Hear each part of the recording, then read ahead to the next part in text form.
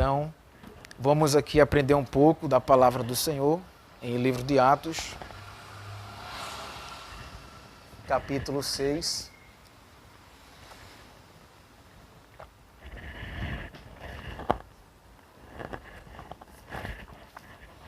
E diz o título assim: A instituição dos diáconos. O versículo 1 diz assim a palavra: Ora, naqueles dias, crescendo o número dos discípulos, houve uma murmuração dos gregos contra os hebreus, porque as suas viúvas eram desprezadas no ministério cotidiano. Nesse versículo 1, Lucas, ele registrando aqui nesse capítulo 6, ele fala que houve um acréscimo de pessoas que eram convertidas. Esse é o crescimento, graças a Deus, que o Senhor dá. As pessoas se convertem a Ele. E Ele está dizendo que houve uma murmuração. O que é uma murmuração? É um falatório. Murmuração é um falatório depreciativo, né? Muitas pessoas falarem sobre uma coisa, sobre um negócio. Então eles estavam aqui fazendo uma queixa que as viúvas eram desprezadas no ministério cotidiano. Então a gente vai ler, para a gente aprender mais um pouco o que é que Lucas está falando. Capítulo 2 de Atos ainda, e o versículo 41. Atos 2 e o versículo 41. Diz assim: De sorte que foram batizados os que de bom grado receberam a sua palavra. E naquele dia agregaram-se quase 3.000 almas. É muita gente. Então isso tudo, para os apóstolos darem conta, fica complicado. Eles precisariam de mais pessoas para oficiarem neste mistério aí, nesse ministério. Porque 1, 2, para 3.000 pessoas, 12, é muita coisa. Então aí a gente observa que já tem uma necessidade de se estabelecer diáconos, pessoas para este ministério, para servirem neste negócio. O versículo 47 também diz assim. Eu vou ler o 45, vejam como era, 45 ao 47.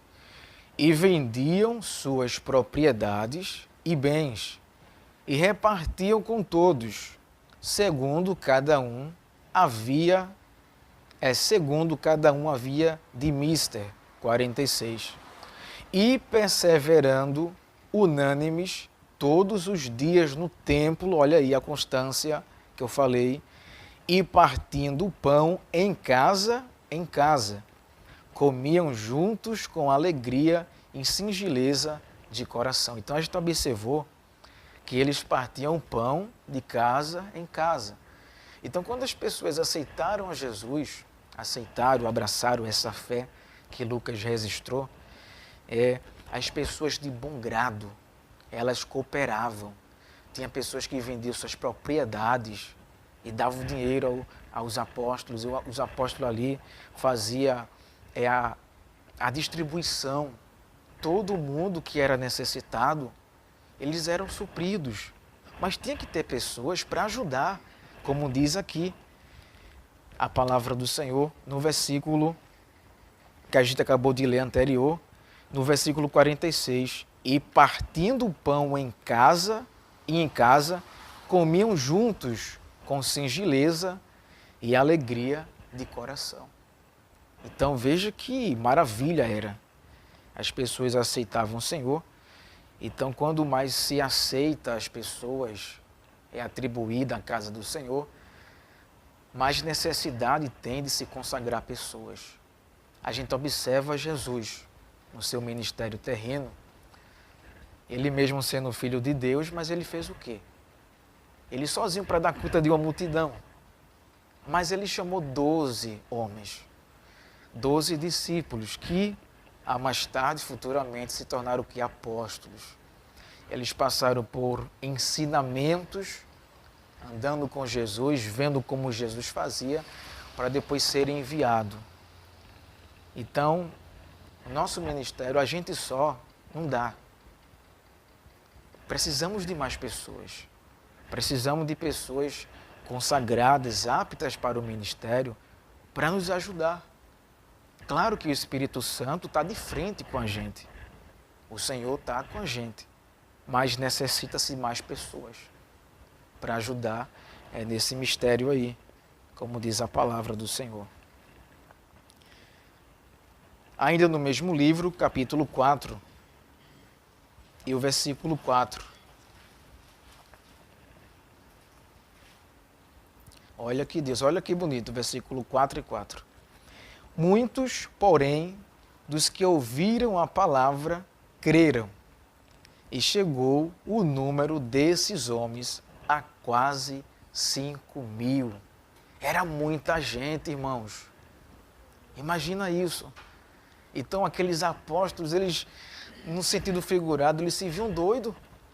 Tanta gente para eles dar conta de tudo isso. Isso é muito árduo, irmãos. Não é fácil, não. Ah, tem uma igreja, tantas pessoas, mas não é assim.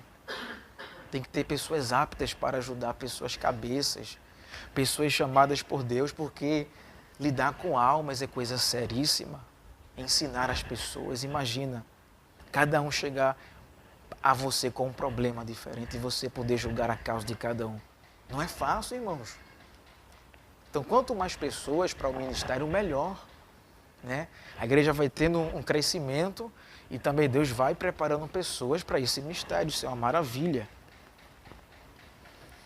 E capítulo 5 e o versículo 14. E a multidão dos que criam no Senhor, tanto homens como mulheres, crescia cada vez mais. Então, é inevitável, aonde se tem palavra, não tem o crescimento. É inevitável, aonde tem um ministério sério, não tem um crescimento. Tem que haver um crescimento. E vai havendo um crescimento para a glória de Deus. Versículo 2, capítulo 6 e o versículo 2. Diz assim: E os doze, convocando a multidão dos discípulos, disseram: Não é razoável que nós deixemos a palavra de Deus e sirvamos à mesa. Então observa que esses homens, eles tinham compromisso com a palavra do Senhor. Só que ele estava dizendo que não é razoável a gente deixar esse ministério da palavra para servir às mesas. Porque era muita pessoa, irmãos, era muita gente. E eles tinham o compromisso deles. Só que aí eles já estavam precisando de ajuda, de pessoas que fossem capazes para ajudar nesse mistério, né? Irmão, aqui precisa de muitas pessoas.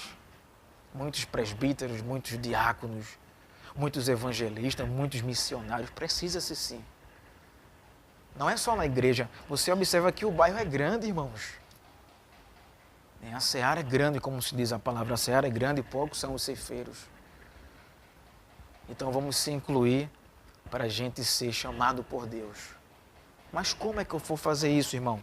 Se dedicando, obedecendo, fazendo as coisas certas ao Senhor, obedecendo ao anjo da igreja, fazendo o teu serviço de um servo e uma serva de Deus certinho, certinha.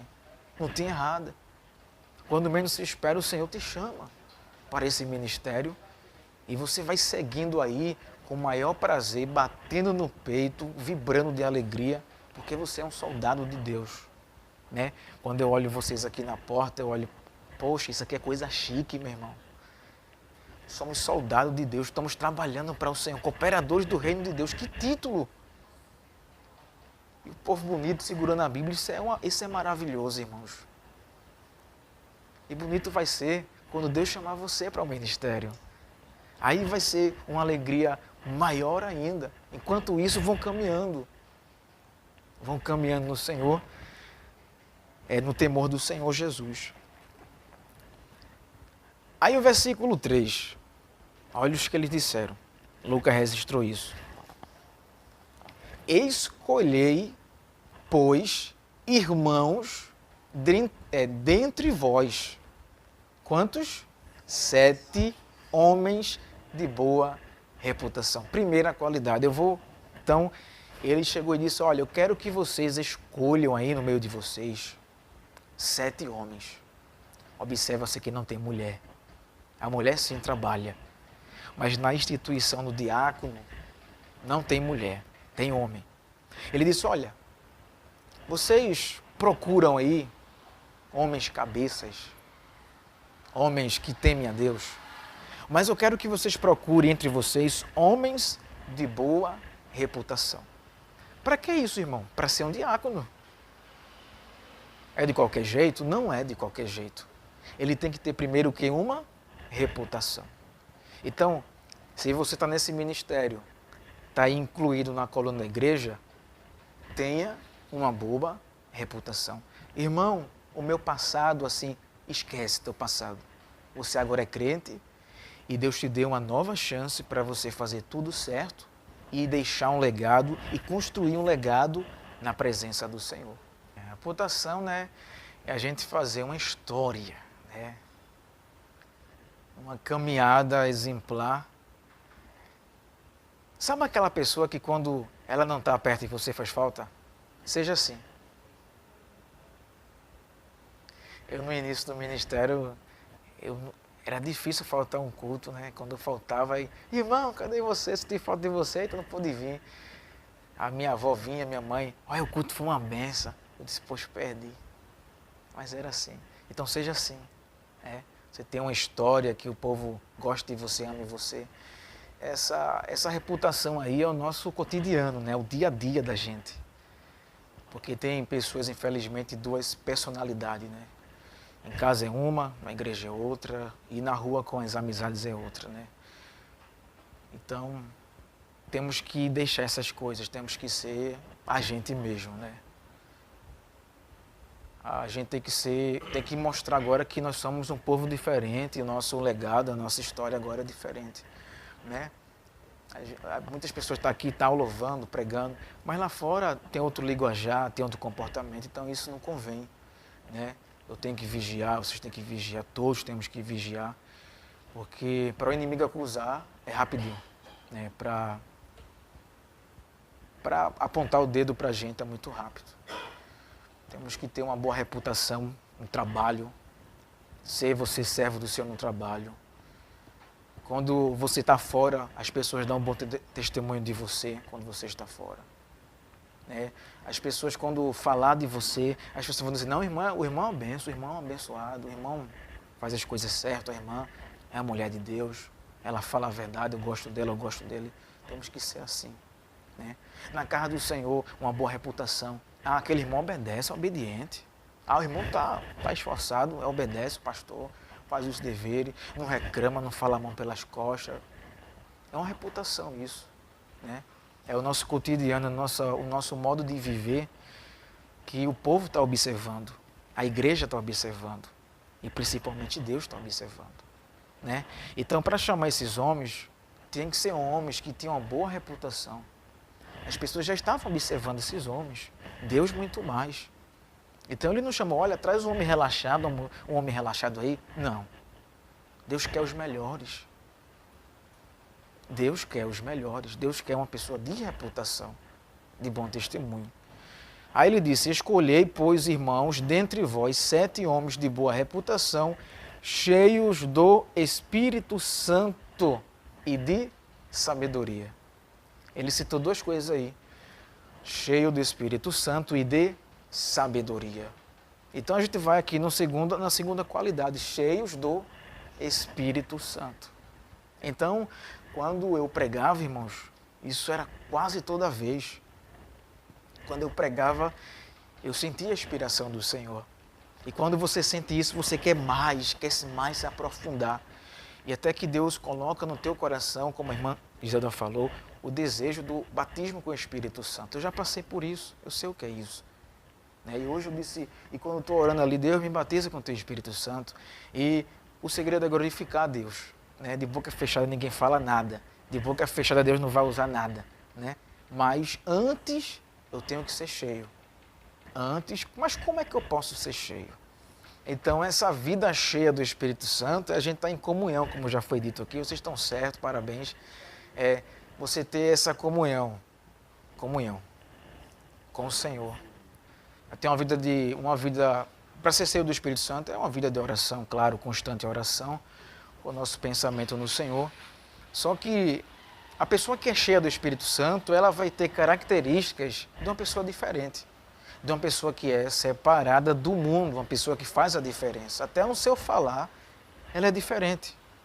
Mas por quê? Porque você está andando com Jesus. Você está seguindo a Jesus. Pedro, quando traiu Jesus, ele disse que eu não vou te negar, Senhor. Aí negou. Chegaram para Pedro e disse, olha, tu estava com ele. Ele disse, não, eu nem conheço esse homem, e rogou praga para Jesus. Foi, praguejou. Aí chegaram, não, tu estava com ele, tu é um deles. Ele disse, não sou não. Mas o teu falar denuncia, o teu falar parece com o dele. Por quê? Porque Pedro tinha uma comunhão com Jesus, ele andava com Jesus. Então, cada vez que a gente se aproxima mais de Jesus, vamos se parecer mais com Jesus. Aonde você chegar, você faz a diferença. Você vai falar não palavras contrárias. Quem é cheio do Espírito Santo, fala palavras positivas. Fala do reino. Lá no trabalho onde eu chego, eu chamo todo mundo de bênção. E até as pessoas já perguntaram por que eles chamam o povo, todo mundo de bênção. Se não quiser, aí eu paro. Mas a pessoa que é cheia do Espírito Santo, não só no falar, mas a sua vida já demonstra que você é uma pessoa cheia. Nas suas atitudes, naquilo que você vai fazer, você demonstra ser uma pessoa cheia. Nos convites do mundo, ou pessoas que é do teu trabalho, da tua casa, fazem um convite, você... Não, fulano, não posso não. Sou crente agora, tenho um compromisso na igreja. É uma pessoa cheia do Espírito Santo. É uma pessoa que tem o desejo de buscar as coisas dos céus. Como já foi dito, mortificar a carne, mas é um dia só. Todos os dias temos que estar com essa constância para ser cheio, para Deus renovar o que é a nossa mente, para Deus todos os dias nos dar um entendimento na sua palavra. E ele disse mais aqui, quem é cheio do Espírito Santo, irmãos, ele busca o ministério. Quem é cheio do Espírito Santo, ele busca amar, ele busca perdoar. Olha que maravilha. Você pensa que ser cheio é só isso? Não é muitas coisas, irmãos. É você olhar para alguém e dizer, irmão, te peço perdão, irmão. Imagina.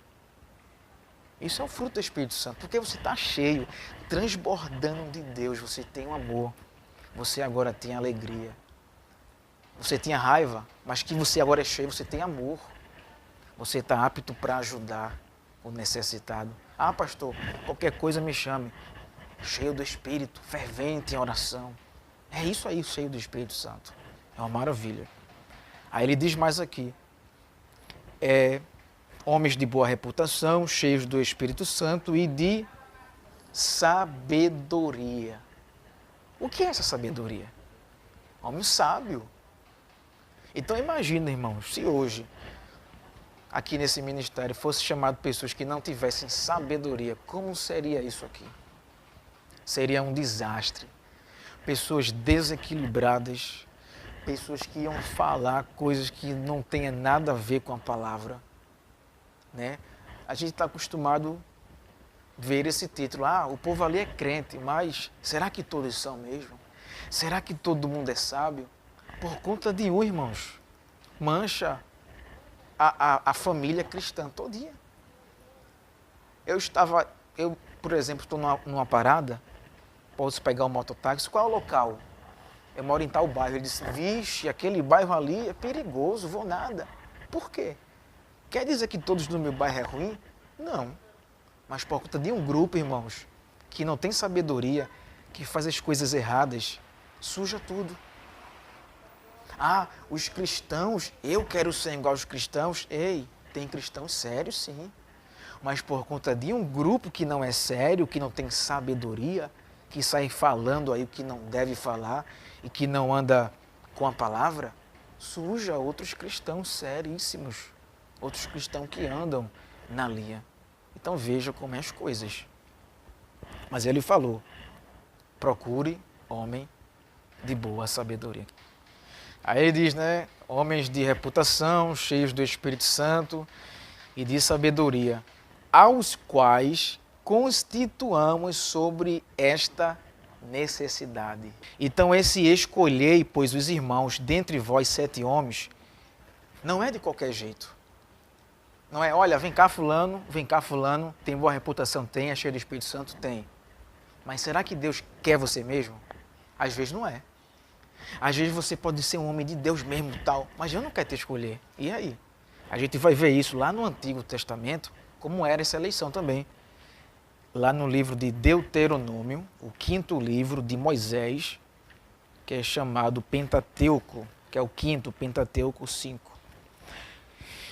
Deuteronômio, capítulo 1.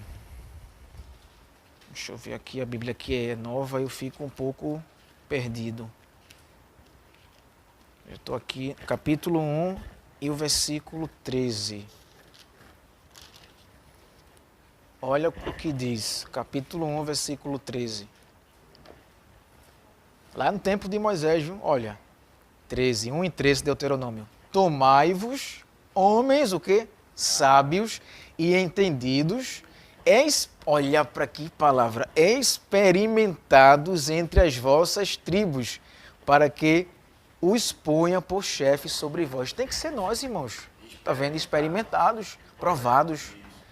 Eu vou fechar já a mensagem aqui com mais um versículo e a gente conclui isso aqui porque já avançou a hora. Então, primeira carta de Paulo a Timóteo, capítulo 3, ainda falando sobre a escolher, né, sobre essa necessidade de escolher.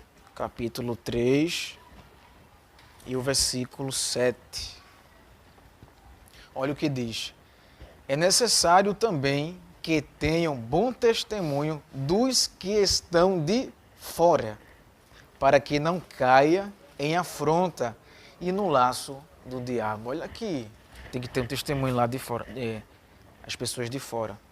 Então, voltando para o versículo 3, lá de Atos, para eu fechar agora, para a gente orar.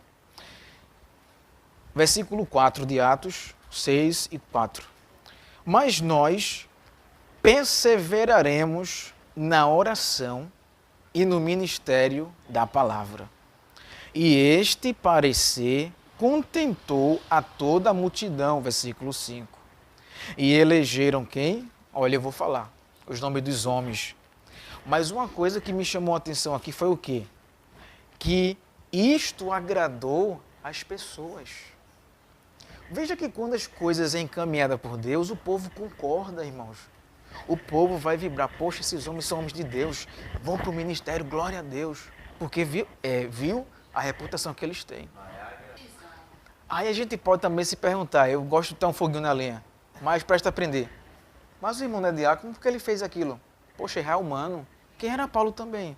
Paulo, depois de consagrar também, não teve seus delícios também? Aí. Mas não é tão grave como uma pessoa desordenada que vai matar outra. Não é isso. É um erro que acontece, é normal. Eu cometi aquele erro e aconteceu. Vou pedir perdão, me esforçar, manter a calma. Aumenta aí, irmão. Agora. Entendeu? Olha aí. Aí eu vou dizer o nome dos varões.